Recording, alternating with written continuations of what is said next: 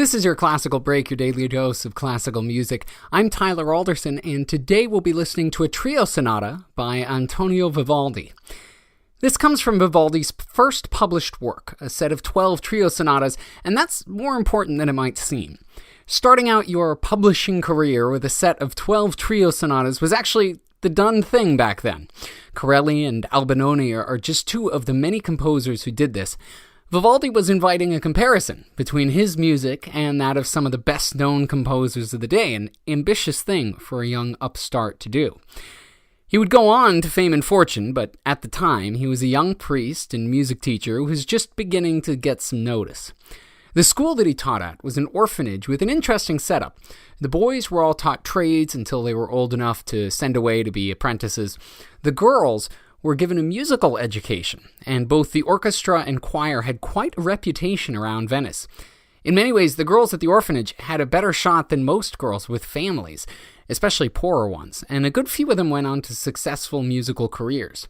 Vivaldi was a big part of all that, but early on he wasn't fully appreciated by the higher-ups at the school. He sometimes found himself at odds with the board of directors, and some financial difficulties meant that they were always wary of keeping his contract on the books.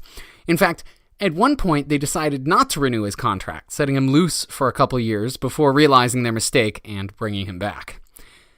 In the meantime, Vivaldi kept on publishing, and he started putting his own twist on some of the more popular genres at the time, including the trio sonata. For example, here, the instrumentation for this is typical of a trio sonata: 2 violins, a cello, and a harpsichord. And yes, I know that's 4 instruments. The cello and harpsichord are technically both part of the basso continuo, sort of the accompaniment or bass line, so they're counted as one part, therefore trio sonata, even though 4 instruments. But unlike most trio sonatas, which are usually 3 or 4 movements, this is a little different. This is a set of theme and variations on a popular melody, the Follies of Spain. Writing variations on the Follies is, again, Vivaldi trying his hand at something many other composers had already done, including some of the great ones, putting his music out there to compete with the best of them. One of the aces up Vivaldi's sleeve was that he was a master of the violin, and you'll certainly hear that in this piece. The variations ramp up in virtuosity and complexity, and the violins have a kind of dueling fiddles vibe, going back and forth with increasing intensity. Peppered in there are some slower, more lyrical variations, which show Vivaldi's ear for melody, and that later led to great success in the opera world and that fame and fortune for Vivaldi. Here's Bella Hristova, Lily Francis, Andreas Brantolid, and John Gibbons with Vivaldi's 12th Trio Sonata.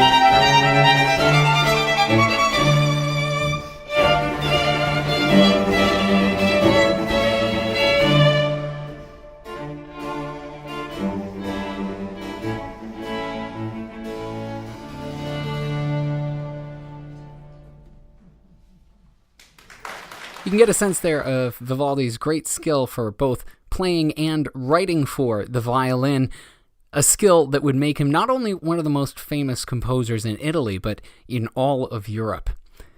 Thanks to Bella Hristova, Lily Francis, Andreas Brontalid, and John Gibbons, along with the Isabella Stewart Gardner Museum in Boston for putting that up online. You can check out a ton more of the recordings made at the museum on their website, gardnermuseum.org. And thank you for listening. If you have the chance, please rate and review this podcast wherever it is that you're getting it. I'm Tyler Alderson, and tomorrow for your classical break, we'll be listening to the Danish composer Georg Gershon. I'll see you then.